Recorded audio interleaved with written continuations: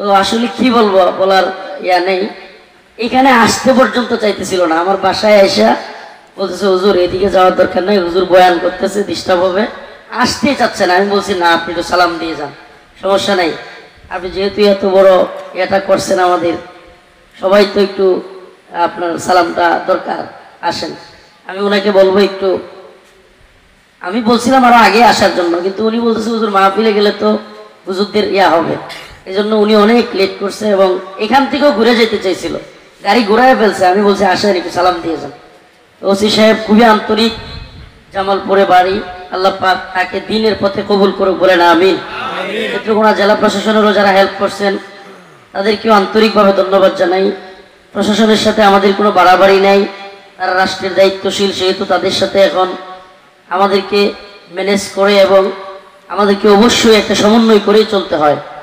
অবশ্যই আমরাও তাদের সাথে যারা আমাদের ব্যাপারে মিসগাইড করতে চায়, ভুল মেসেজ দিতে চায়, এটাও যেন দূর হয়ে যায়, সাক্ষাৎ হলে এটা ভালো হয়। তো আমি ওনাকে বলবো একটু আপনি সালাম দিবেন এবং আমাদের পূর্বদলার যেহেতু আপনি দায়িত্বশীল সেই হিসাবে কিছু বলবেন। সালাম।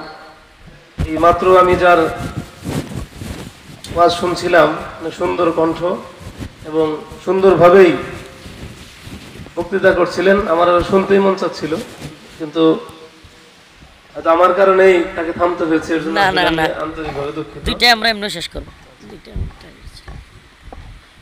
ধর্মীয় কাজে আমাদের আসলে প্রশাসনের পক্ষ থেকে কখনোই কোনো বাধা ছিল না, এখনো নেই। তো ধর্মীয় কিছু প্রতিযোগিতা আছে, নিজেরাই নিজেদের শত্রুতা করে, যেই কারণে হয়তো কেউ চায় না যে অমকের একটু প্রশংসা বেশি হয়ে যায়, তার নামে কিছু বদনাম ছড়ায়। বিভিন্নভাবেই ওই প্রশাসনিক বিভিন্ন পর্যায়ে এখন সবচাইতে বড় মাধ্যম হলো ফেসবুক, ইউটিউব। কেউ তো মানে কাউকে থামানো যায় না, যার যার কথা বলে, যে একজন মানে একদম ইয়ের জায়গায় আছে, মানে দুর্গম জায়গায় আছে, যার খবর কেউ জানতো না, সেও ভাইরাল হয়ে যায় শুধু এই ফেসবুক ইউটিউবের কারণে। আর ভাইরাল হওয়ার সবচাইতে সহজ উপায় হলো কারো বিরুদ্ধে বা বিখ্যাত যে ভালো হয়ে মানে বর্তমানে ধরেন বিখ্যাত, তার বিরুদ্ধে কিছু বলা। ওই মিথ্যা বানোয়াটা কিছু বললেন, কে বলছে সেই তো ভাইরাল হবে। নিজেকে ভাইরাল করার জন্যেও অনেক সময় দেখবেন কোরআন হাদিসের বিপক্ষে বিভিন্ন কথা বলে, নিজে পরিচিত হওয়ার জন্য।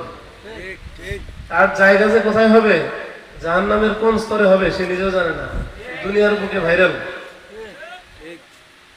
যাই হোক, আমরা যাতে এই ধর্মীয় কাজে সবাই সহযোগিতা করি, কোনো ভুল ভ্রান্তি না ছড়াই, এবং কেউ কোনো সংবাদ শুনলে সেটা যেন সঠিকটা জানার চেষ্টা করি। দেখলাম একজনের কথা বললো, গুজবে কান দিয়ে আমি এই ফেসবুকে প্রচার করলাম, আমরা যেন এটা থেকে বিরত থাকি। ফেসবুক যেমন আপনার একটি প্রচারের সহজ একটি মাধ্যম, আবার আপনাকে ধ্বংস করার জন্য একটি মাধ্যম। এই বর্তমান যুগে আমরা যে মোবাইল ব্যবহার করি, অ্যান্ড্রয়েড মোবাইল, এটা আমাদের যেমন পৃথিবীটাকে একদম হাতের মুঠোয় এনে দিয়েছে, যে আপনার আত্মীয় স্বজন অনেক দূরে আছে, যার সাথে আগে হয়তো দেখা করতে পারতেন না, চিঠি একদিন পাঠালে 7 দিন পরে পৌঁছাইতো যে আপনি কেমন আছেন। এই যে জানার জন্য যে চিঠি পাঠাতেন, সেই চিঠির উত্তরে যদি লেখে যে আলহামদুলিল্লাহ ভালো আছি, এই উত্তর আসতে আসতে সে অসুস্থ হয়ে যেতে পারে। আর এখন আমরা পৃথিবীর যে প্রান্তে থাকেন তাকে সরাসরি দেখতে পারেন ভিডিও কলের মাধ্যমে। এটি যেমন আমাদের একটি মানে নিয়ামত, ঠিক এর বিপরীত একটা জিনিস আছে, এর মাধ্যমে আপনি অনেক কর্মে লিপ্ত হতে পারেন। রাত জেগে অনেকেই ফেসবুক, ইন্টারনেট, ইউটিউব দেখেন, বিভিন্ন কিছু দেখেন, চোখেরও ক্ষতি, আপনার ঘুম নষ্ট, সকালবেলা ফজরের নামাজের খবর নাই। আমরা যাতে এই সঠিক ব্যবহার করি সেদিকে আপনাদেরকে আহ্বান জানাবো। এবং ওই ফেসবুকে যা দেখেন না বুঝেই লাইক শেয়ার করবেন না, আগে সত্যতাটা জানার চেষ্টা করেন। যে কোনো গুজবে কান দিবেন না। সামনে নির্বাচন আছে, নির্বাচন নিয়েও কিন্তু অনেক ধরনের বিভ্রান্তি হয়, দেশে একটা অস্থিতিশীল পরিবেশ তৈরি করার চেষ্টা করে। সবাই সতর্ক থাকবেন, কোনো ধরনের বিভ্রান্তিতে কান দিবেন না।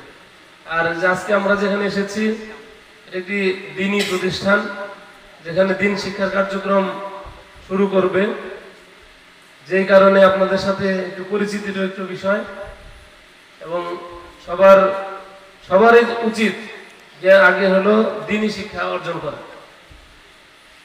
আমরা না জেনে না বুঝে অনেক ধরনের কথা বলি, আমরা যেন সেই অজ্ঞভাবে কোনো কথা না বলি।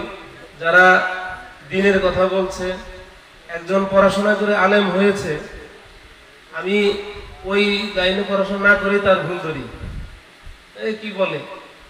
আমরা যেন অন্তত সঠিক শিক্ষাটা অর্জন করি, তারপরে মানুষের ভুল ধরার চেষ্টা করি। আর অন্যের ভুল ধরে বড় হওয়া যায় না, নিজের ভুল ধরে বড় হতে হয়। আমরা যদি সবাই নিজের ভুলটা ধরতে পারি, তবেই মনে হয় আমাদের সমাজটা ভালো চলবে।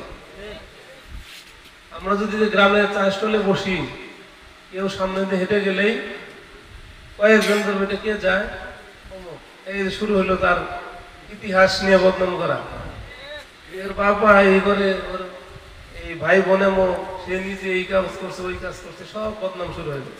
তার ভালোটা কিন্তু আমরা বেশি বলি না, মানে ভালো বললে তো মজা লাগে না, মজা হলো বদনামে।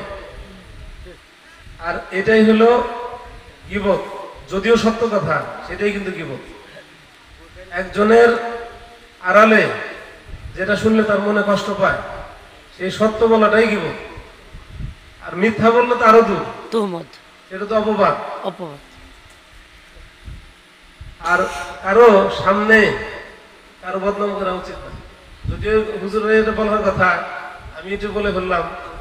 তার মানে অনেকে বলে যে আমি সত্য কথা বলতে আমার নিজের বাপকেও ছাড়ি না, কিন্তু এটাও ঠিক না। একজনকে অপমান করার জন্য তার সামনে ওই সত্যটা বলা উচিত, যে সে যদি অপমানিত হয়, কাউকে অপমান করার মধ্যে কিন্তু গৌরবের কিছু নেই।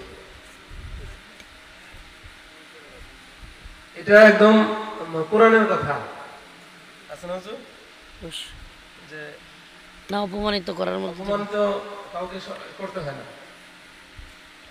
একজন সামনাসামনি কাউকে অপমান করে দিলেন, সত্য ঘটনা বলে যে তোমার তো এই দোষ আছে, কিন্তু এটা আপনি অপরের দোষ যে গোপন রাখে, আল্লাহ তার দোষ গোপন রাখে।